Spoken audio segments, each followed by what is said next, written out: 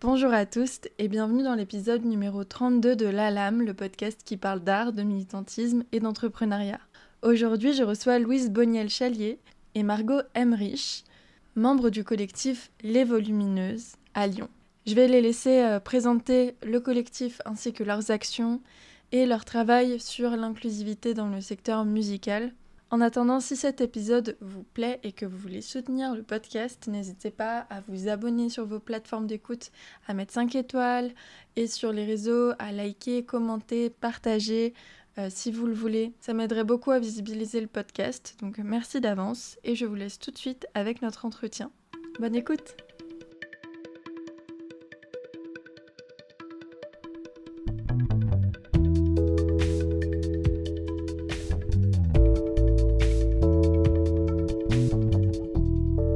Eh bien, bonjour Louise et Margot. Bonjour. Salut. Merci d'être venus sur le podcast et de venir nous présenter les Volumineuses aujourd'hui. Est-ce que pour celles et ceux qui ne connaissent pas votre collectif, vous pouvez nous dire ce que vous faites? Je t'en prie. Allez, c'est moi. Eh ben, Les Volumineuses, c'est un collectif de 20 bénévoles en non-mixité choisis. Et pour le coup, l'objectif des Volumineuses, c'est d'organiser des micro-festivals inclusifs qui mettent en avant des artistes sexisés, avec un gros volet du coup sur la prévention des violences sexistes et sexuelles. Qu'est-ce que veut dire artiste sexisé pour les gens qui ne savent pas? Les artistes sexisés, c'est toutes les personnes qui sont victimes de sexisme, donc les femmes, les minorités de genre, les personnes non-binaires, toutes les personnes de la communauté LGBTQIA+, qui sont donc discriminées du fait de leur genre et sous-représentées dans le secteur culturel, musical, sur l'ensemble des scènes, on va dire, de manière générale. Les Volumineuses, à la base, c'est un collectif belge, bruxellois, je crois, bruxellois. Est-ce que vous pouvez nous dire d'où vient le collectif, depuis quand? Eh bien oui, c'est un collectif qui est né en 2022, qui a été créé par ma sœur, Manon, voilà, qu'on salue pour cette belle idée, qui a monté ça un petit peu avec vraiment un peu en lançant des bouteilles à la mer dans le secteur culturel bruxellois sur lequel elle était déjà bien implantée, en se disant qu'il n'existait pas ou peu en tout cas de collectifs sur la scène bruxelloise qui mettaient en avant du coup des artistes sexisés, et donc en Belgique comme en France elles sont du coup sous-représentées sur cette scène-là, que ça soit sur la scène musicale ou même sur toute forme artistique. Et il se trouve que ça a très bien pris. Il y avait plusieurs en plus festivals qui se montaient en même temps, mais en fait tous les festivals ont eu un très bon succès, ce qui prouve que du coup il y a quand même une vraie demande aussi du coup du public d'aller sur ce type d'événement. Il se trouve qu'elles ont eu tout de suite des super subventions. Elles ont pu monter plusieurs événements la première année. En 2022. Ouais, donc, 2022. Et elles en sont du coup à leur 7e édition aujourd'hui. C'est aussi un collectif d'une 20aine de membres en non-mixité. On a à peu près la même organisation, même si on est deux collectifs distincts, deux associations distinctes. Mais Manon nous a beaucoup accompagnés du coup dans la création de notre collectif lyonnais. Et puis on garde évidemment une identité commune, des valeurs communes, voilà, qu'on partage. Mais avec la volonté effectivement de reproduire et de dupliquer le festival à Lyon, et donc forcément avec des artistes émergentes lyonnaises, avec une identité lyonnaise. Donc l'idée c'est aussi nous de nous produire dans des lieux culturels lyonnais ou de la métropole, on va dire, parce qu'effectivement Louise disait à Bruxelles elles en sont à leur 7e édition depuis 2022. Si on fait les calculs, effectivement ça fait plusieurs festivals par an. C'est le principe du micro-festival. Nous, on souhaite faire la même chose. On a pour ambition de faire des festivals à chaque fois dans un lieu différent, histoire que ça se passe pas toujours, par exemple, dans le centre-ville de Lyon, histoire d'aller toucher tout type de population, tout type de public, et donc voilà, d'organiser des événements peut-être 2, 3, 4, qui sait, par an, Soyons folles. à chaque fois dans des lieux différents, et pas forcément uniquement en centre-ville, également en périphérie, dans les quartiers populaires, etc. Voilà, c'est le parti pris en tout cas qui a été celui de Bruxelles. Puis leur première édition était à Molenbeek, leur dernière édition elle était aussi à Molenbeek. Donc, et il y en a eu aussi des éditions qui se sont passées en centre-ville, d'autres dans des lieux qui étaient déjà effectivement très repérés sur la scène, et d'autres qui l'étaient moins, des tiers-lieux, voilà. Donc pour le coup, c'est aussi ce qu'on va essayer de faire à Lyon, avec du coup peut-être moins de lieux. Il y a quand même, on remarque qu'on est quand même sur un territoire qui est assez différent, puisqu'on est parti, et c'est aujourd'hui qu'on essaye de se distinguer un peu. On est parti vraiment d'une organisation qu'on a essayé de calquer sur l'organisation bruxelloise. Aujourd'hui, on essaye de faire aussi avec tout le tissu associatif aussi qu'on a ici, toutes les spécificités aussi de notre territoire, que ce soit en termes de scène locale. Quand je dis scène locale, c'est pas forcément pour le coup les artistes, parce qu'il y en a, je pense, autant à Viviers, à Bruxelles qu'à Lyon. C'est plus en termes vraiment de lieux, quoi. On n'a pas énormément de lieux à Lyon, à contrario de Bruxelles, qui peuvent nous accueillir ou qui veulent nous accueillir. On a quand même fait un bon démarchage au démarrage. Il y a beaucoup de scènes de SMAC, en gros, mais qui sont payantes ou qui sont des scènes très grosses. Qu'est-ce que tu appelles SMAC ? Je ne me rappelle plus exactement de l'acronyme. Scène musicale. Je me rappelle plus. Il y a un truc, je sais plus. C'est un terme qui définit moi non plus, des structures qui sont estampillées en gros et qui, je pense, bénéficient de subventions comme peuvent l'être du coup le Transborder, le Marché Gare, l'Altony Garnier, etc. Le label SMAC. Attribué aux structures porteuses d'un projet artistique et culturel d'intérêt général dans le champ des musiques actuelles, qui regroupe chansons, jazz, musique improvisée, non. Et il se trouve qu'elles font toutes partie d'une espèce de charte de coopération culturelle qui a mis en place la ville de Lyon, je crois, il y a quelques années. On est allé à la rencontre aussi de ces scènes-là. Il se trouve que toutes ne jouent pas forcément le jeu non plus. Après, on n'a pas encore démarché de manière très large. Mais même en termes en fait, de lieux un peu hybrides, de tiers-lieux, qui ont quand même une capacité nécessaire, puisque nous, on est quand même sur une jauge, enfin, on essaiera d'être sur une jauge qui est quand même assez importante, puisque ça se passe sur toute une journée. Ça, on serait qu'on ne l'a pas dit. Nous, on fait, pour être inclusive au maximum, et notamment pour que des familles puissent participer à l'événement, on commence assez tôt, en fait, dans l'après-midi, avec des activités aussi à destination des familles, pour que déjà c'est vrai que ça peut être aussi un frein à l'accès à la culture, d'avoir des enfants et de ne pas pouvoir les amener. Voilà. Donc on a aussi ce parti pris-là. Mais en fait, ça veut dire des scènes qui ont des espaces dédiés où on peut organiser un certain nombre de choses. Et aussi une scène... Donc, c'est plusieurs gestions d'espace. Et en fait, ça recoupe pas énormément... Ces critères-là ne recoupent pas énormément de scènes à Lyon. Ouais, c'est intéressant de voir aussi du coup qu'effectivement, pour la même organisation d'une ville à l'autre, tu peux avoir des contraintes complètement différentes, des publics aussi. Et du coup, à Lyon, vous êtes, vous venez de lancer le collectif et vous lancez officiellement votre premier événement en septembre. Le 7 septembre. Voilà, c'est ça. Et d'où venait l'envie du coup de créer cette antenne à Lyon et de la faire ici, de l'implanter dans la ville? Je crois que c'est vraiment parti... comment dire ? C'est vraiment parti d'une envie de revivre ce qu'on avait pu vivre en tant que festivalière à Bruxelles.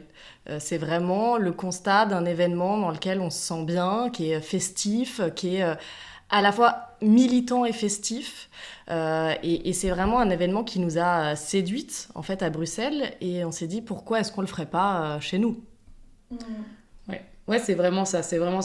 Moi, je suis du coup coprésidente du collectif, puisque en fait avec une autre amie, on participait depuis le démarrage, comme je te le disais tout à l'heure, dès les premières éditions. Il se trouve que vu que Manon était très proche de moi, il se trouve que j'y suis allée beaucoup en tant que festivalière au départ, et puis après en tant que bénévole. Et c'est vrai qu'il y a une très belle énergie, même si c'est, comme le disait Margot, un festival militant qui est porteur de valeurs. Il y a aussi juste le fait d'aller écouter des super artistes qu'on a peut-être moins l'occasion de voir, pas l'habitude de voir, ou moins l'habitude de voir.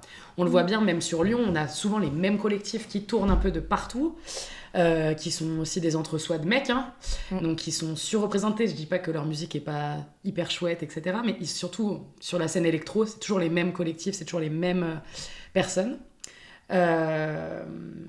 Pour le coup, se départir aussi de cet ancrage très électro qu'à la scène lyonnaise, même si on en fera aussi un peu parce qu'on aime bien ça, d'avoir d'autres styles de musique proposés avec d'autres artistes, et pas tout le temps aller aux mêmes événements. En plus, nous qui sommes toutes les deux avec Margot lyonnaise depuis toujours, c'est vrai que c'est un peu rébarbatif aussi d'aller tout le temps aux mêmes soirées. Et puis comme le disait Margot, il y a vraiment cette ambiance très safe. On espère avoir un public aussi respectueux que ce que j'ai pu toujours voir à Bruxelles, parce que c'est vraiment singulier. Pour le coup, c'est un peu triste comme constat d'en arriver là, mais d'être dans un endroit où on peut s'habiller comme on veut, on peut danser comme on veut. une super énergie entre les festivalières et festivaliers. Ça, on aimerait bien... Ouais, on a vraiment eu envie de reproduire ce qu'on avait pu trouver là-bas, et sans dire qu'on invente l'eau chaude. C'est-à-dire qu'il y a énormément de collectifs, je pense qu'on en reparlera, mais énormément de collectifs, d'associations à Lyon qui militent pour les mêmes choses, en fait. Donc nous, l'idée, c'est pas de venir dire on invente quelque chose qui n'existe nulle part ailleurs, ou on vient faire ce que personne n'a jamais essayé de faire. On n'a absolument pas cette prétention-là. Au contraire, nous, on veut vraiment travailler en collaboration, en synergie avec toutes les personnes qui sont déjà mobilisées sur le territoire lyonnais, avec les collectifs, les assos, qui portent ces mêmes valeurs-là. On se dit juste, si on peut rajouter une pierre de plus à l'édifice, si on peut rajouter un événement de plus dans la même veine, tant mieux. Ouais, et puis ensemble, on est plus fort. Donc, plus on est, mieux c'est. Et tu parlais tout à l'heure des subventions qu'ont eu les volumineuses à Bruxelles. Vous êtes en pleine campagne de crowdfunding. Qu'est-ce que ça va permettre à votre collectif, cette campagne? Pourquoi en faire une? Et qu'est-ce que vous pouvez mettre en place grâce à cet argent, du coup? Essentiellement, payer les artistes. C'est important de le dire, ça coule peut-être pas de source. Évidemment, on veut rémunérer toutes les artistes qui vont se produire lors de notre événement, payer les ingénieurs son, payer les techniciennes, donc payer tout le personnel déjà qui va intervenir dans le cadre du festival. C'est aussi nous permettre de faire de la communication autour de l'événement. Forcément, ça prend du temps, ça coûte de l'argent, donc communiquer autour de l'événement. Et puis, on a aussi tout un volet d'activités, de stands de prévention et de sensibilisation qu'on développe la journée aussi du festival. Comme le disait Louise, il y a vraiment 2 volets. Il y a le volet musical avec des concerts et des spectacles. Et puis on a toute une partie en journée à destination du grand public et notamment des familles, mais aussi, aussi des enfants avec des stands, avec des ateliers, avec des jeux autour des violences sexistes et sexuelles, mais aussi autour de globalement des discriminations, des inégalités de genre. Voilà, donc on a tout un pan de nos activités qu'il faut construire, et ça coûte un petit peu d'argent aussi. Trop bien. Et tu parlais de rémunération, justement, on pourrait croire que ça coule de source, mais ce n'est pas du tout le cas, notamment dans les milieux musicaux, de payer justement ces artistes, cet écho, etc. Est-ce que vous pouvez nous en parler sur votre, par exemple, plateforme de crowdfunding? Vous parlez de rémunération juste et équitable pour les artistes, les équipes techniques, travailleuses du festival, indépendamment du genre, de l'identité de genre ou de toute autre forme de discrimination. Est-ce que vous pouvez nous parler de ces problèmes de répartition de salaire dans les événements musicaux et de ce que vous en pensez, vous? De tout. C'est un constat. Là, effectivement, on fait un focus sur le milieu culturel, mais c'est un constat global, du coup, de la rémunération qui est effectivement moindre pour les femmes. Voilà, en général, il se trouve que là, vu qu'on s'inscrit dans le cadre d'un festival et que notre plus gros poste de dépense sera celui de la programmation, ça sera toujours le cas chez les volumineuses, d'essayer... Alors, c'est difficile de qualifier rémunération juste et équitable, parce que du coup, c'est assez subjectif. En tout cas, on essaye de ne pas tirer non plus les prix vers le bas, ou de prendre des artistes et de se dire tu pourrais le faire bénévolement parce que c'est militant. Voilà. Et parce que tu partages nos valeurs, ce qui pourrait être le cas, ce qui nous a été proposé d'ailleurs par plusieurs artistes aussi. Non, on est vraiment sur essayer de quand même payer, que ça soit sous forme de cachet ou autre, les artistes de manière... ce qu'on imagine nous en tout cas, et ce qu'on discute aussi avec notamment là, le lieu qui va nous accueillir. On a eu ces discussions-là parce que c'est déjà éventuellement des artistes qui avaient été programmés, de dire nous on trouve que c'est éventuellement pas assez, on trouve que c'est fou de payer une personne 100 € pour faire 5 heures quoi, de set de DJ. Alors oui, ok, c'est sympa pour elle, ok, ça donne une visibilité, mais... Si tout le monde payait en visibilité. Exactement. Voilà. Et puis, lutter contre la précarité, contre la précarisation des artistes, ça passe déjà par le fait de les programmer. En fait, nous, c'est vraiment tout l'objet de notre association, c'est de faire travailler, c'est de visibiliser, donc on le disait, les artistes sexisés, qui sont déjà sous-représentés sur la scène. On a quelques chiffres, alors l'idée, c'est pas de vous abonder de chiffres, mais il y a quand même quelques chiffres assez éloquents. En France, seulement 14% des artistes programmés au sein de 90 festivals sont des femmes. Ces dernières années, le genre féminin ne représentait en moyenne que 17% des artistes programmés en concert en spectacle, contre 21% pour les entités mixtes et 62% pour les artistes masculins. C'est un autre chiffre, il n'y a que 35% de femmes intermittentes du spectacle. Donc elles sont moins nombreuses, mais elles sont aussi moins bien payées pour des volumes d'activité similaires. Voilà, donc c'est le fameux plafond de verre, quoi. C'est le fait que les femmes, non seulement se concentrent dans certains secteurs d'activité, mais en plus, les postes à responsabilité leur sont refusés. Donc nous, en fait, quand on dit qu'on veut rémunérer à leur juste valeur, c'est en fait déjà les programmer, ne serait-ce que les programmer, les faire travailler. Et ben, en fait, c'est déjà permettre d'augmenter leur salaire et de lutter contre leur précarité au quotidien. Et ensuite, il y a la question de combien on les paye. Et là, c'est effectivement un échange aussi avec les artistes. Hein. Nous, l'idée, c'est aussi de respecter leurs tarifs et de ne pas essayer de tirer à la baisse, même si on est une association naissante, on a encore peu de fonds, donc forcément, on n'est pas hyper riche, mais on essaye de trouver un juste milieu pour que ça soit équitable pour tout le monde. C'est vrai que le milieu de la musique, il n'est pas hermétique au patriarcat, en vrai, tout simplement. Hein, et du coup, effectivement, il y a moins de femmes sur les scènes. Et puis, les chiffres que tu donnes sont... On s'imagine pas à quel point... 14 et 17%, c'est ridicule, quoi. Et comme tu le dis, autant déjà, on travaille moins. Et en plus, quand on travaille, on est moins bien payé. Et ça, j'ai vérifié en plus, parce que j'ai créé un podcast là sur la culture, justement. Et je suis allée voir les chiffres sur l'intermittence, j'ai les mêmes que toi. Sur les artistes-auteurs, c'est pareil, les femmes gagnent vraiment beaucoup moins d'argent que les hommes. Et pareil pour, par exemple, en photo, quand on est en auto-entreprise, pour travail similaire, on a des cachets, des factures bien moins élevées. Ouais, c'est ça, on travaille moins et en plus, quand on travaille autant, on est moins bien payé. C'est ça. Et il y a une vraie problématique aussi de boys club, en fait, dans la musique, j'ai l'impression. Moi, je suis photographe de concert. Dès que je vais photographier des concerts, sur scène, chez les techos et chez les photographes, c'est des mecs, quoi. Et je pense que c'est beaucoup plus dur, du coup, aussi en termes de représentation. J'imagine que c'est quelque chose... c'est aussi une des choses que vous faites, tout simplement, en faisant des festivals en non-mixité choisie. C'est une question de représentation aussi, de mettre en avant des artistes femmes et en minorité de genre. Ça permet aussi à d'autres de dire que c'est possible. Ouais, et puis c'est aussi une manière de lutter contre, comme tu le dis, contre l'effet boys club et de lutter contre les stéréotypes. Parce que nous, les artistes qu'on rencontre, elles nous disent, il y a des phrases qui reviennent tout le temps, tu joues bien pour une fille, t'es dans un groupe, ça veut dire que tu chantes. L'idée, évidemment, que les filles sont moins techniques. Donc tous les métiers, quand on parle des artistes, c'est pas uniquement, effectivement, être sur scène et chanter. C'est tous les métiers ingénieur son, ingénieur lumière. Alors que finalement, les femmes sont tout autant représentées, tout autant présentes dans ces métiers-là, c'est juste qu'en fait, elles sont moins embauchées, donc moins visibles. Donc, effectivement, c'est aussi lutter contre tous les stéréotypes qu'on a sur les femmes dans la musique. Et du coup, vous êtes en non-mixité choisie dans votre programmation et dans les bénévoles aussi Alors, dans notre collectif, en tout cas pour les membres de l'association, on est en non-mixité. En revanche, évidemment, pour le public, non. Hein. Le but, c'est évidemment que tout le monde puisse venir écouter ces artistes-là qui sont mis en scène. En revanche, oui, c'est le parti pris, c'est d'être en non-mixité choisie sur les membres. Et bien sûr, la vocation des volumineuses, c'est de pas transiger sur le fait de faire monter sur scène, du coup, des artistes sexisés. Après, on a quand même un petit tableau. Nous, ça ne sera pas le cas là sur notre première édition, mais il y a quand même ce côté, bien sûr, il y a des femmes qui sont accompagnées par des hommes, que ça soit des musiciens, des beatmakers.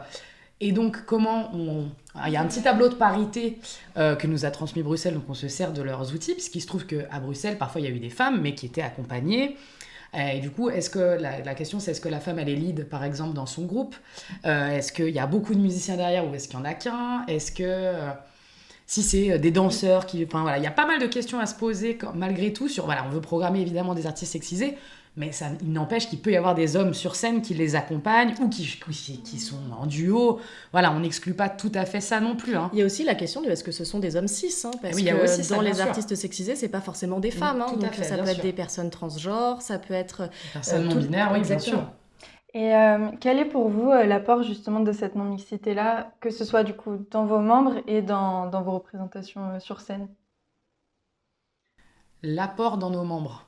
c'est pas tellement l'apport sur nos membres, c'est le fait de vraiment d'être un collectif qui décide. Pour le coup, il se trouve que nous, dans le collectif, là, il y a que des femmes, mais il pourrait y avoir aussi des personnes sexisées au sein du collectif en tant que membres. Mais c'est de décider ensemble de ce qu'on veut faire, de monter un projet et de pas avoir d'hommes qui interfèrent, enfin d'hommes cis notamment, qui interfèrent dans la mise en place de ce projet ou qui pourraient, voilà, comme n'importe quelle organisation en non-mixité, c'est bien le principe de libérer une parole et d'organiser les choses entre nous, quoi. Ouais, entre nous sans limiter, par et pour, ouais, exactement. Et oui, et les bénévoles sur l'événement, par contre, pour finir, peuvent tout à fait être des mecs cis. On les invite, du coup, à se porter volontaires et être tous des alliés, le 7 comme dans la vie. Oui, parce que notre événement, enfin, tu l'as déjà dit, Louise, mais on le répète, l'événement n'est pas un événement non-mixité et on a vraiment cette volonté de toucher le plus grand monde et aussi de faire de la pédagogie, de la prévention, d'avoir un discours qui s'adresse à toutes et à tous. Donc, effectivement, le choix de la non-mixité dans l'organisation, dans le collectif, c'était pour nous très important. Par contre, on est vraiment, ouverte aux alliés. et sur l'événement, effectivement, il y aura des bénévoles qui seront des hommes cis également.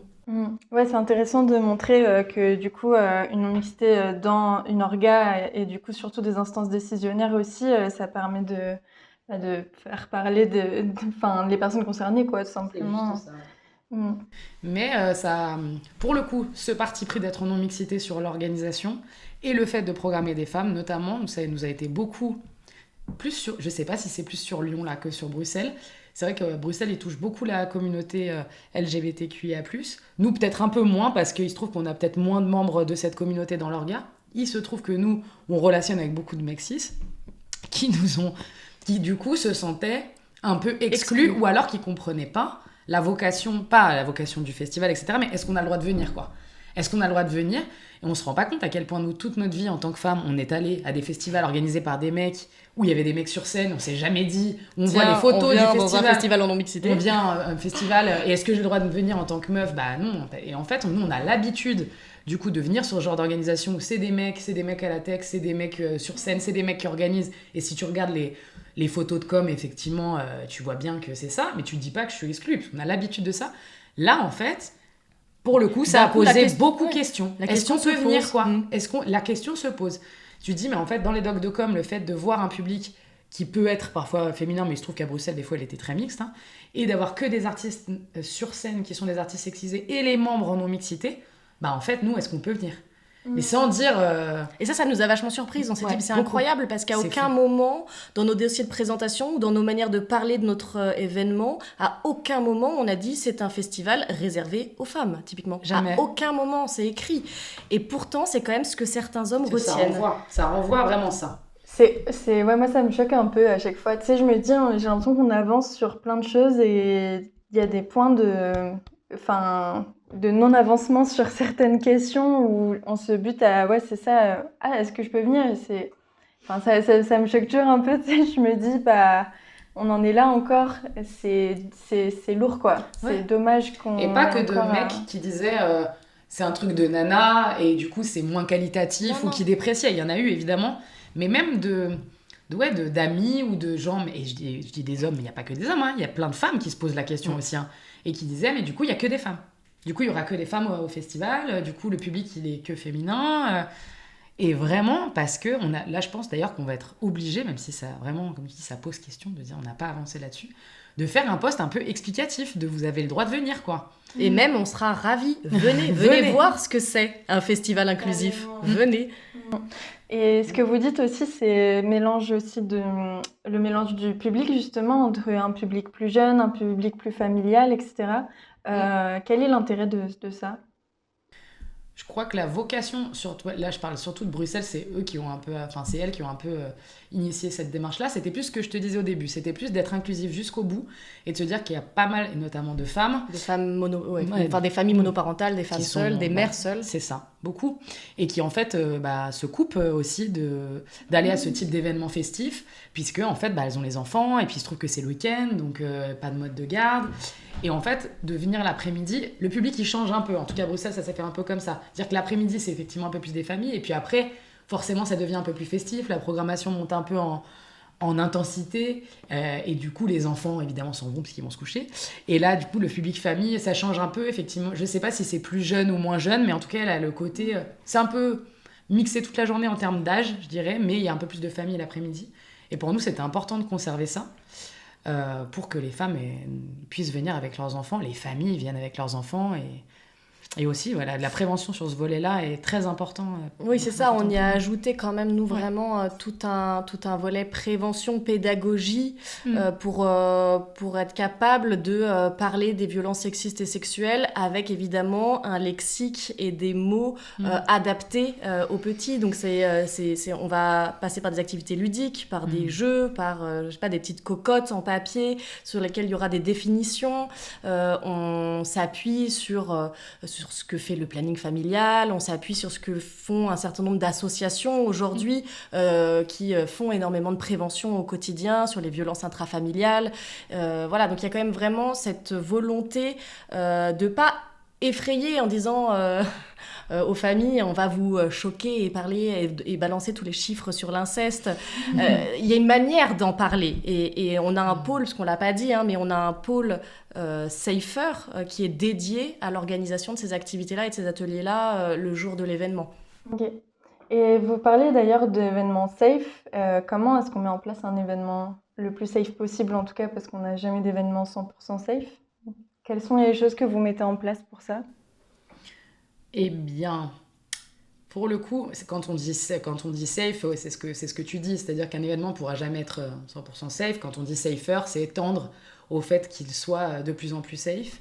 Eh bien, c'est déjà d'avoir un pôle dédié au sein de l'organisation. Donc, nous, on a effectivement un pôle classique de production, de programmation, un pôle communication, mais il y a un pôle dédié avec autant de membres.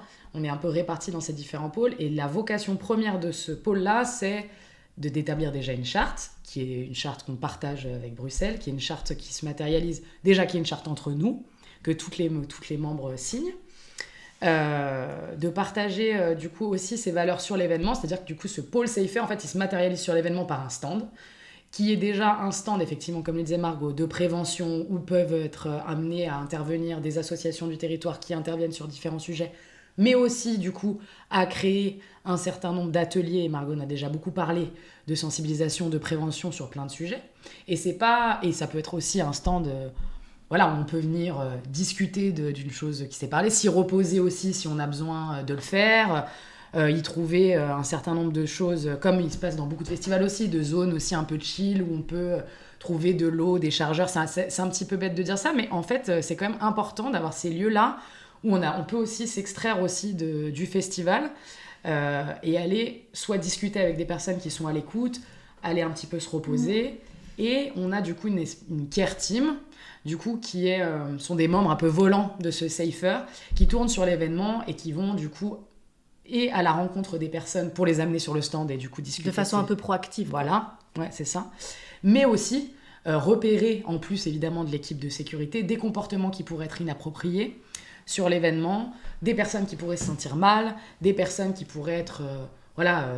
que ça soit effectivement dans une situation de violence, ou qui pourraient être mal à l'aise, ou qui pourraient être trop alcoolisés, trop drogués, ou peu importe ce qui pourrait leur arriver, du coup de faire attention, d'être un peu, comme disait Margot, un peu proactive, un petit peu envers ces personnes-là, quoi. Parce que, ouais, comme tu le disais, on peut jamais garantir un événement 100% safe. Déjà, nous, c'est pour ça qu'on a un pôle qui s'appelle Safer et pas Safe. On est dans une optique de rendre les événements de plus en plus safe, d'essayer de tendre vers un événement 100% safe. On peut jamais le garantir. Et puis surtout, nous, effectivement, on communique énormément, même en amont. Et puis c'est l'objet social de notre association, de créer un événement inclusif, bienveillant, safer. Donc, toutes les personnes qui vont venir en nous connaissant déjà, je pense qu'elles seront dans cette optique-là. Mais il faut savoir qu'il y a aussi des personnes qui vont venir le 7 septembre, pour parler en tout cas de ce premier événement à la commune, et qui viendront peut-être un peu par hasard, qui viendront parce qu'elles ont l'habitude de venir à la commune. Elles vont peut-être découvrir l'existence de notre association ce soir-là, ce jour-là. Et ces personnes-là, c'est le jour J aussi où il faut faire de la prévention, où il faut faire de la sensibilisation, il faut leur expliquer notre fonctionnement. Et donc, effectivement, dès l'entrée, on aura un petit speech sur... Qu'est-ce que c'est un événement safe, nous, comment est-ce qu'on fonctionne et qu'est-ce qu'on souhaite comme ambiance ce jour-là. Trop bien. Ok. Bah, c'est intéressant de voir comment vous mettez en place les choses parce que je pense que c'est des choses auxquelles on réfléchit pas en tant que festivalier. Mais effectivement, quand tu arrives dans un événement et que tu as un stand de sensibilisation, ça existe beaucoup, notamment sur les événements techno-queer à Lyon. Il y a tout le temps des stands de prévention comme ça et ça change tout parce que juste tu sais que tu as une antenne, si jamais, qui est là pour te protéger, quoi. Donc c'est génial. Est-ce que vous voulez nous parler un peu de l'événement du 7 septembre? Qu'est-ce qu'on peut dire? Qu'est-ce qu'on peut dire? Déjà, on peut dire malgré tout, on n'en a pas parlé, parce que tu parlais de subventions tout à l'heure, que ça n'a pas été si évident de monter cet événement, à contrario de ce qui s'est passé à Bruxelles, où je te disais que très rapidement, elles ont pu obtenir des subventions publiques.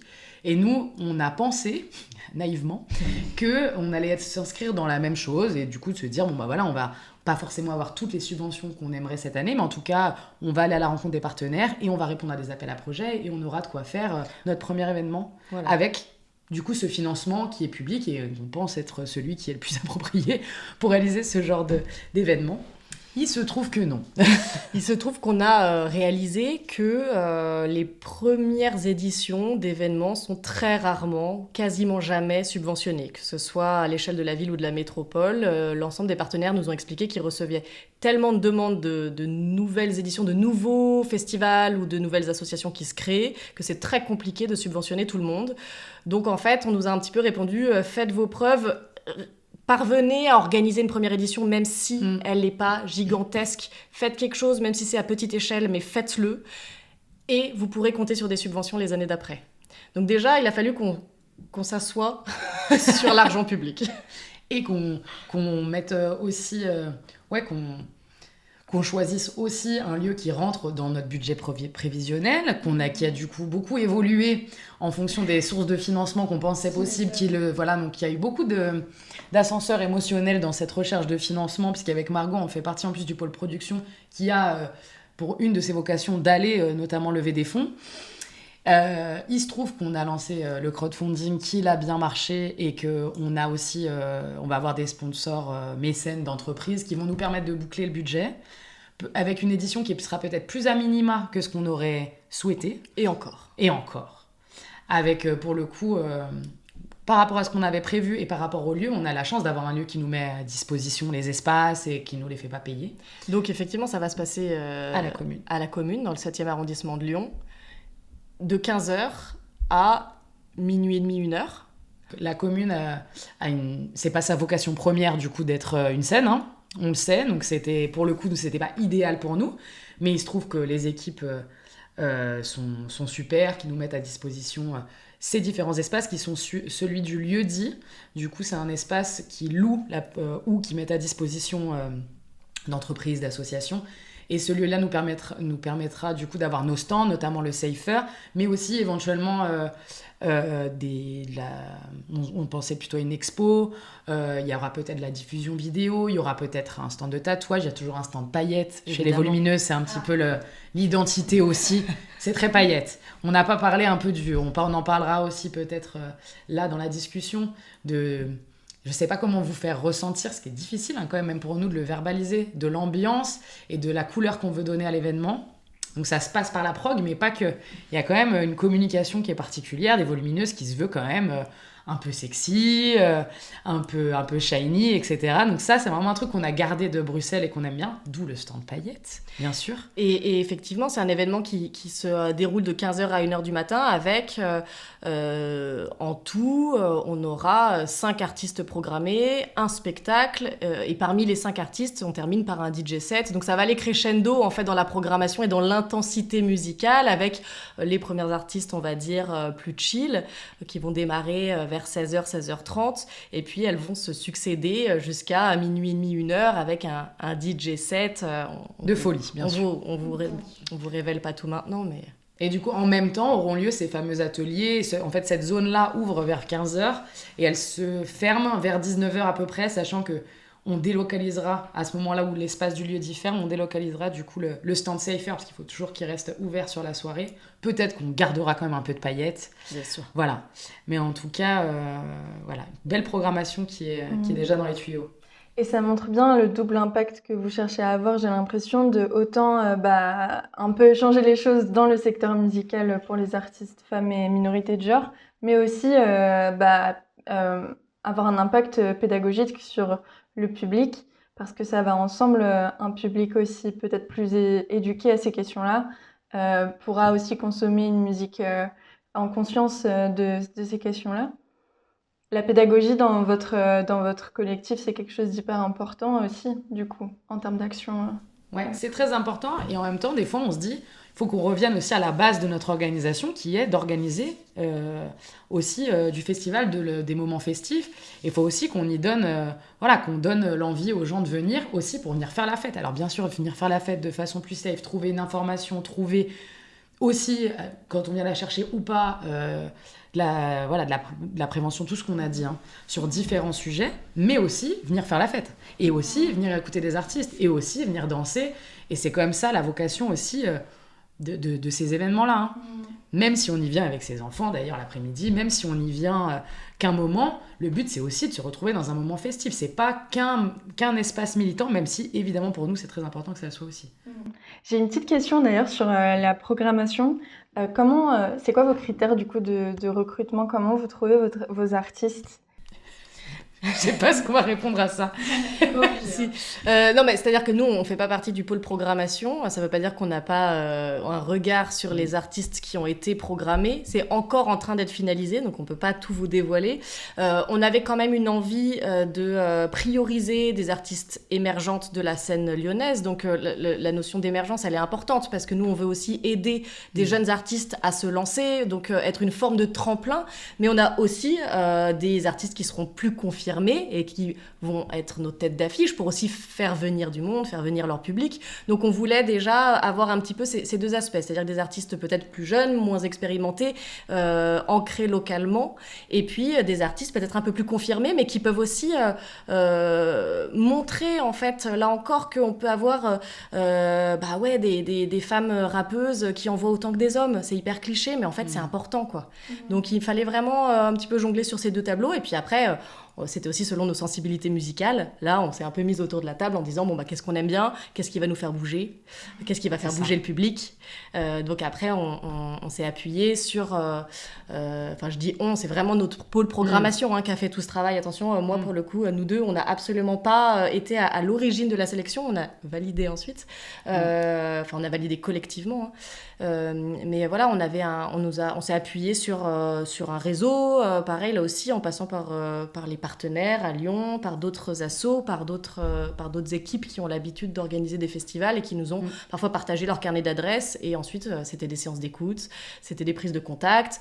Il faut aller aimer le style, mais on a aussi choisi des artistes qui, dans leurs paroles, dans leur engagement, sont militantes d'une certaine manière. En tout cas, sont engagées ou sont féministes, que ce soit dans les textes ou que ce soit juste par leur art. C'était pas le critère premier, mais il se trouve qu'en fait, en définitive, les artistes programmés ont toutes plus ou moins un propos sur cette question-là, parce que je pense qu'elles partagent aussi tous les constats qu'on a énumérés depuis le départ, sur la sous-représentation, sur les violences. Elles-mêmes sont des femmes, donc ont souvent été victimes, et comme tu le disais tout à l'heure, le milieu culturel est loin d'être exempt de patriarcat et de ces logiques-là, et de violences, etc. Et pour le coup, en fait, il se trouve que c'était pas forcément un critère. Et même si on adore qu'elle puisse partager et exprimer aussi ces sujets-là, mais ça pouvait être aussi, je veux dire, le DJ set, il n'y aura pas de propos, par exemple. Il n'y aura pas de propos.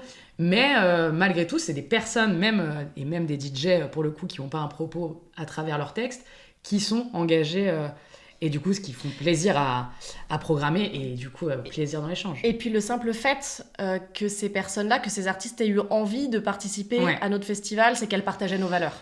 Ouais, carrément.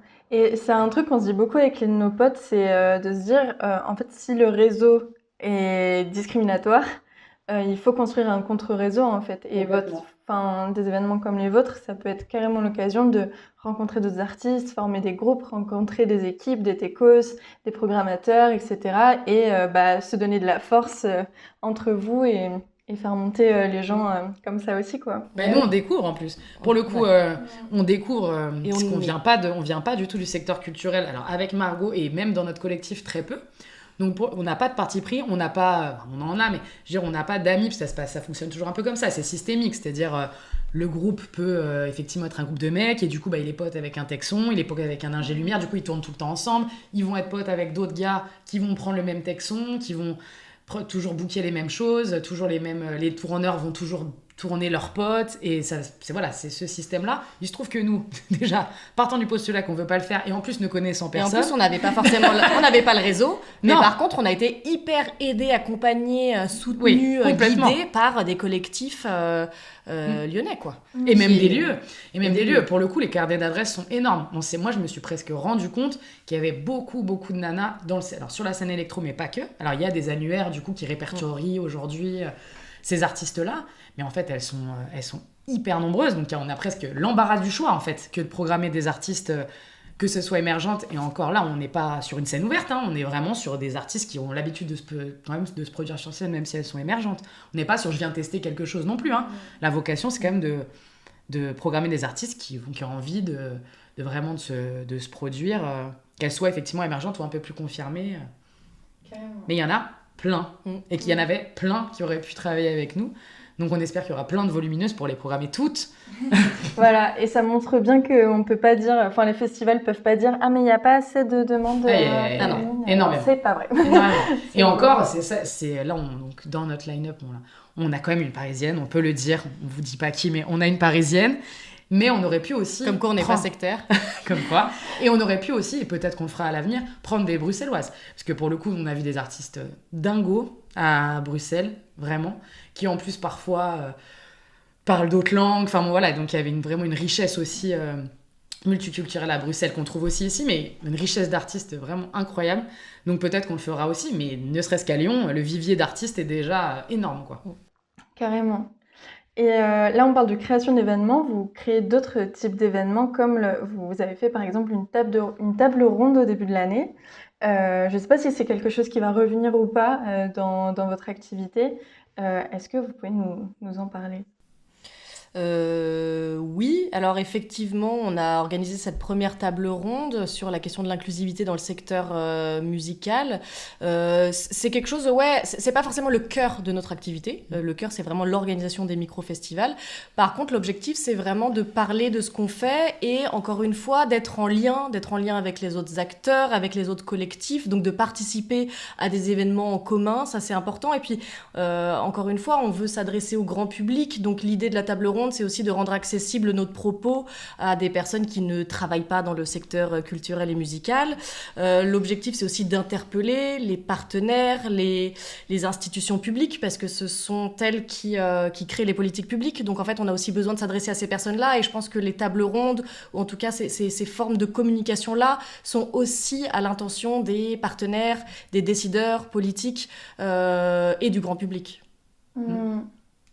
Et on a eu la chance, effectivement, d'avoir des élus sur cette table ronde-là qui ont été à l'écoute des artistes, des collectifs qui étaient présents. Donc on n'en a pas forcément... Mais on n'en a pas d'autres de prévus. On l'a fait un peu par opportunité, cette première. Mais en tout cas, à Bruxelles, le cœur, c'est l'organisation de micro-festivals, mais elles s'inscrivent aussi dans des événements plus ponctuels, de se dire on fait une collab avec tel collectif qui met en avant des artistes qu'on connaît, et voilà, et on programme à deux. Ça peut être aussi ça, il peut y avoir plusieurs formes. Le but, comme disait Margot, c'est de créer des synergies. Effectivement, nous, on a besoin de s'implanter en tant que les volumineuses, mais après, pourquoi pas organiser des événements, co-organiser des événements avec des collectifs qui sont déjà implantés, co-programmer ensemble, faire des collabs. Comme tu le disais, on est ensemble plus fort. Le but, c'est pas du tout d'être en concurrence sur les événements. Plus il y aura de festivals qui programmeront ces types d'artistes, et il en existe sur Lyon, et ces techniciennes, etc., plus on sera heureuse, nous. Donc pour le coup, je ne sais pas si on reproduira ce format table ronde, mais on pourra peut-être y participer, nous, alors que ça sera organisé aussi par d'autres collectifs. Oui, nous, on sera ravis. En tout cas, on n'exclut rien. Pour l'instant, on n'est qu'au début, en plus. Du coup, d'après vous, la musique et la fête, c'est politique ? Pour moi, tout est politique. Donc, a fortiori, la musique aussi. C'est la fameuse rengaine aujourd'hui dans le féminisme de dire que l'intime est politique. C'est la même chose pour moi avec le secteur culturel, c'est-à-dire que tout ce qu'on va vivre individuellement en termes de violence, de discrimination dans notre vie intime et personnel, c'est toujours lié à une vision de société, c'est toujours lié au patriarcat, c'est toujours lié à la reproduction des inégalités sociales, économiques. Donc, d'une certaine manière, c'est un peu facile la réponse que je fais, mais pourquoi est-ce que la musique serait moins politique que le reste, quoi? Carrément. Et vous parliez du coup de toute cette effervescence de collectifs et de projets qu'il y a autour de vous. Est-ce que vous avez des collectifs, des assos, des projets que vous voudriez nous recommander qu'on pourrait suivre? Ouais, ça va être un peu... On en a déjà évoqué plusieurs là pendant ce podcast. Forcément les Canutes, puisque du coup c'est un collectif qui est assez influent, qui est venu à notre table ronde. On va parler que des collectifs qui sont venus faire la table ronde avec nous. Il y en a beaucoup en réalité, et peut-être qu'on n'a pas rencontré tous les acteurs encore, puisqu'on défriche un peu, on essaye de se faire connaître, mais il se trouve qu'on reçoit un super bel accueil en fait pour l'instant de tous les collectifs ou associations du territoire, donc les Canutes. On peut parler du collectif Trajectoire ouais. aussi, un collectif d'entraide entre minorités de genre. On peut parler du Café Rosa, que tu connais évidemment, mais qui est un lieu militant, un lieu de programmation militant. On n'a pas trop parlé, effectivement. Les Canutes, on les a évoqués là, mais les Canutes, ils font quand même un travail d'émancipation, pour le coup, assez important depuis longtemps sur la scène lyonnaise, que ça soit des artistes, des techniciennes, ouais, de tout formation. un volet de formation. Ouais. Tout un volet de formation aussi d'empowerment aussi, pour le coup, des femmes et des artistes sexisés, non-binaires, transgenres. Donc c'est un mouvement assez important. Le sifflet bleu. Le sifflet bleu. On est obligé d'en parler, effectivement. On en parle notamment parce que, sans vouloir tout dévoiler, mais effectivement, une des membres du sifflet bleu chantera le 7 septembre. Et donc une association qui est engagée du coup dans la prévention des violences sexistes et sexuelles depuis 2022, il me semble. Et qui a participé aussi avec nous à la table ronde, et c'est un peu une association amie maintenant. On peut parler de plein de choses en réalité, il y a tellement de choses. On peut parler aussi de Filaction, qui est une grosse association qui est sur la métropole depuis 2005, qui organise un festival chaque année qui s'appelle Brisons le silence, où du coup on peut retrouver à plein d'endroits sur la métropole des œuvres ou des manifestations. Voilà, donc ça c'est plutôt sur la lutte contre les violences conjugales, les violences sexistes, etc. Et puis, moi aussi, ce que je voulais peut-être évoquer au-delà des collectifs, au-delà en tout cas des collectifs vraiment de promotion d'artistes, il y a des comptes aussi qui sont peut-être intéressants à suivre, les comptes Balance ta Major ou Paye ta note, qui sont des comptes qui recensent et qui dénoncent les comportements sexistes, justement, dans le milieu de la musique. Paye ta note, moi j'ai découvert ça, c'est hyper intéressant. Ils proposent notamment des infographies sur la présence des femmes dans les festivals ou à la tête des différentes institutions culturelles, donc pour justement mettre en avant les inégalités entre les femmes et les hommes. Et puis il y a des collectifs comme #MusiqueTout, qui recense les comportements et les violences sexuelles et sexistes dans le secteur de la musique. Et puis ton collectif aussi. Trop chou. Les copaines. Bonsoir à pour ne pas les nommer. J'attends, c'est trop chou.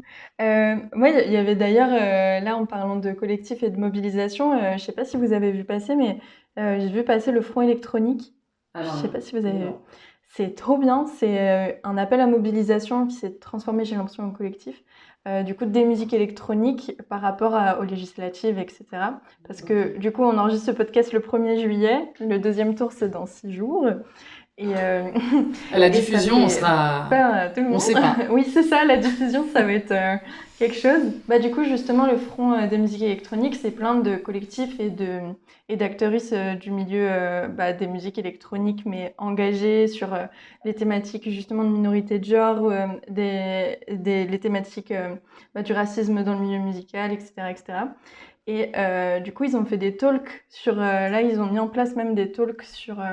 YouTube, etc. On peut voir les replays, c'est des trucs de 1h30 où ils prennent la parole sur ce qui est en train de se passer en ce moment. Donc je recommande beaucoup, et c'était ma prochaine question. On a vu beaucoup d'appels à voter.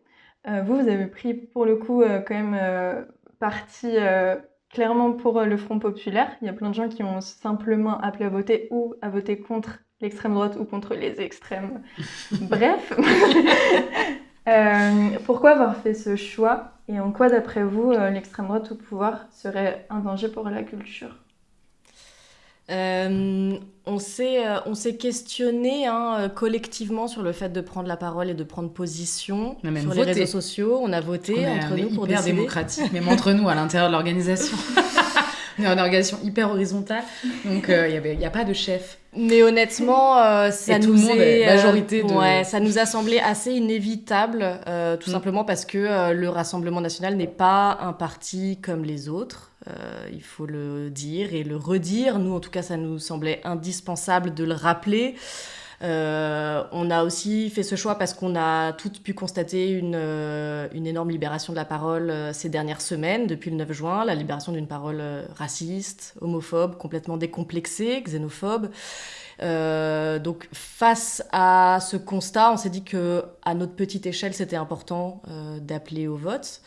De rappeler que effectivement l'extrême droite n'est pas un parti, le Rassemblement national n'est pas un parti comme les autres, que l'extrême droite c'est la régression complète des droits des femmes, c'est la régression assurée des droits des minorités de genre, de la lutte contre les violences sexistes et sexuelles, de la lutte pour l'égalité salariale entre les femmes et les hommes. Il n'y a qu'à voir la façon dont les députés du Rassemblement national ont voté ces dernières années, en s'abstenant ou en votant contre la constitutionnalisation de l'IVG, en votant contre ou en s'abstenant à l'Assemblée nationale sur la question de l'égalité salariale entre les femmes et les hommes. Donc c'est juste des petits exemples.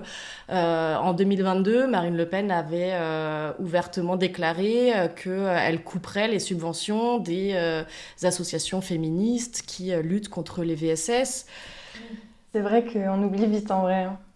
Et puis c'est ce que fait la droite déjà aujourd'hui. Alors pour répondre à la deuxième partie de ta question, c'est pourquoi, pour le coup, effectivement, on n'a pas fait que dire on vote et on vote pas RN, c'est qu'on porte dans nos statuts, les volumineuses, un féminisme intersectionnel qui est aussi un féminisme du coup qui s'inscrit complètement à gauche. Ça c'est quelque chose qu'on voulait rappeler. On n'aurait pas pu, je pense, voilà, on s'est même pas posé la question de dire est-ce qu'on appelle juste à voter ou... Pour le coup, nos combats qui sont des combats intersectionnels s'oppose aussi sur la lutte contre toutes les formes de discrimination. Et on parlait du RN qui coupe les subventions, mais aujourd'hui, la région Rhône-Alpes coupe les subventions de tous les collectifs et de toutes les associations qui portent des sujets du coup, de lutte contre les discriminations. Et donc, on sait que la droite, de manière générale, et de même... je ne sais pas si on peut dire que Macron c'est le centre, c'est la droite. La droite ne porte pas ces sujets de lutte contre les discriminations, notamment des discriminations de classe, des discriminations homophobes, effectivement. Et aussi, on porte aussi les sujets écologiques et qui du coup ne sont pas portés à droite. Et pour nous, c'était important quand même de dire que c'est à la croisée de... Les Volumineuses, c'est effectivement... une association féministe, mais qui s'inscrit dans beaucoup de combats et qui sont des combats qui ne peuvent être portés qu'à gauche pour nous, et notamment le combat écologiste. Ouais, et puis la culture, c'est toujours un peu la grande oubliée des programmes. Pour le coup, elle est quand même dans le programme du Front populaire, mais c'est vrai que sinon, je suis allée voir les programmes du reste, et ça n'existe pas, et souvent on sait que quand ça n'existe pas, c'est que ça va pas dans le bon sens. Mais même toi d'ailleurs, Margot, t'es journaliste, je sais pas si tu veux qu'on le dise ici. Oui, pas de problème. Mais t'es journaliste et c'est pareil, les journalistes et la culture, ça va être parmi les secteurs les plus impactés par ces prochaines législatives, quoi qu'il se passe. Ah oui, non mais clairement la liberté de la presse est complètement en danger, le secteur culturel est en danger. En fait, oui et non, parce que le secteur culturel, tout dépend de ce qu'on entend par secteur culturel. C'est-à-dire que si on regarde effectivement à l'échelle de la région, énormément de petits festivals ont été encore soutenus et financés de manière complètement clientéliste, et puis avec toujours cette valorisation du patrimoine franco-français. Mais il y a effectivement des festivals qui continuent d'exister. Par contre, on sait très bien que des festivals où des événements culturels qui vont vouloir faire la promotion d'artistes sexisés ou racisés, effectivement, on pourra s'asseoir sur les subventions. Oui, ce que tu dis, c'est que aussi dans les budgets de la culture, là, on a baissé foncièrement celui de la culture cette année, mais on a augmenté celui du patrimoine. Donc, on choisit où on met l'argent, comme tu dis. Exactement. Et puis du coup, on laisse aussi le secteur culturel au privé. C'est-à-dire qu'on va laisser, pour le coup, il n'y aura pas plus de culture. Il y aura une culture qui sera effectivement laissée aux grosses salles, aux gros tourneurs, aux grosses majors, etc., qui, elles, auront toujours la latitude, parce qu'ils auront les fonds, de faire tourner les artistes, de remplir certaines scènes, avec du coup pas de point de vue militant ou de point de vue d'inclusivité, etc., puisque quand on le sait, si on veut aller sur ces champs-là, c'est forcément des secteurs très subventionnés. Et on sait qu'il y a plein d'œuvres qui, du coup, ne pourront plus être réalisées, plein de salles qui n'auront plus les moyens de programmer. Mais il y aura toujours des salles, et toujours des salles, notamment des salles tenues par le privé, qui feront leur programmation comme ils l'entendent, avec pas du tout de regard du politique sur la programmation, ce qui n'est pas le cas, du coup, des petites salles ou des petits collectifs qui sont subventionnés, etc. Et là, on en revient à ta question sur le fait que la culture ou la musique est politique. Nous, ce qu'on veut faire, finalement, c'est tout simple, c'est créer un lieu de rencontre, un lieu de mixité sociale, un lieu de mixité musicale. Et ça, c'est politique, en fait, créer des lieux d'échange, de rencontres avec tout type de public. Ça, c'est quelque chose qui est politique, et c'est avoir une hétérogénéité, en fait, sociale, raciale, donc de genre, évidemment. Et ça, nous, on craint effectivement que ça soit plus possible avec l'extrême droite au pouvoir. D'avoir une scène, oui, complètement homogène, pour le coup, et notamment encore plus masculine. C'est quand même un des risques encourus. Alors que 14%, c'est déjà pas mal. C'est déjà bien, on était déjà bien. Et d'ailleurs, là, on est à la fin du podcast. Je voulais revenir sur un peu la base des volumineuses. Ce serait votre nom. J'adore ce nom. Est-ce que vous pouvez nous dire d'où ça vient et ce qu'il représente ? Eh bien, je crois que quand elles se sont posées la question du nom, moi en plus j'ai suivi un peu les échanges de qu'est-ce qu'on choisit, etc. Les volumineuses, c'est évidemment qu'il y a volume dedans, donc étymologiquement la musique, etc., c'est lié. Mais les volumineuses, c'est que ça croît, c'est un mouvement qui croît, dans le sens de croître, hein, bien sûr. Et que nos sujets prennent de l'ampleur, et aussi qu'on prend de la place, le fait du volume, dans le sens de aussi ce double sens, le volume de la musique, mais aussi le volume, la place qu'on prend dans l'espace public, la place... On laisse plus notre place aux autres. Et on laissera plus notre place. Et les volumineuses, ça prend de l'ampleur, ça croît, et voilà, on prendra la place qu'il faut prendre. Qui est la nôtre. J'adore ce nom, hein. Elles ont trop géré. Voilà. Et puis, là, j'avais demandé quelles sont les futures dates sur lesquelles vous retrouvez. C'est le 7 septembre. Hein. Pour l'instant, on n'en a qu'une, mais on en aura plein d'autres, j'espère. Mais on a vraiment bon espoir que ce soit notre première édition. Notre premier volume. Parce que du coup, les volumineuses, ça fonctionne par volume. Donc, vol 1, vol 2, vol 3. Est-ce que vous auriez un mot pour la fin ? Un truc à dire aux gens qui nous écoutent ? Venez le 7 septembre, et puis suivez-nous sur les réseaux sociaux. Venez nous rejoindre et venez faire la fête avec nous le 7 septembre. On vous attend nombreuses et nombreux. Okay, super. Merci beaucoup. Merci à toi de cette invitation. Merci beaucoup. Et merci d'avoir pris le temps de nous faire ces témoignages. Merci encore à Louise et Margot pour leur passage par ici et pour toutes les ressources qu'elles nous ont partagées. Je vous mets tous les liens des collectifs dont on a parlé, ainsi que bien sûr les liens de Volumineuses en barre d'infos en description. En attendant, si vous voulez soutenir le podcast, encore une fois, n'hésitez pas à laisser 5 étoiles sur votre application de podcast préférée. Et je vous retrouve dans 2 semaines pour un nouvel épisode. Merci à vous et plein de bonnes choses pour vos projets. Au revoir.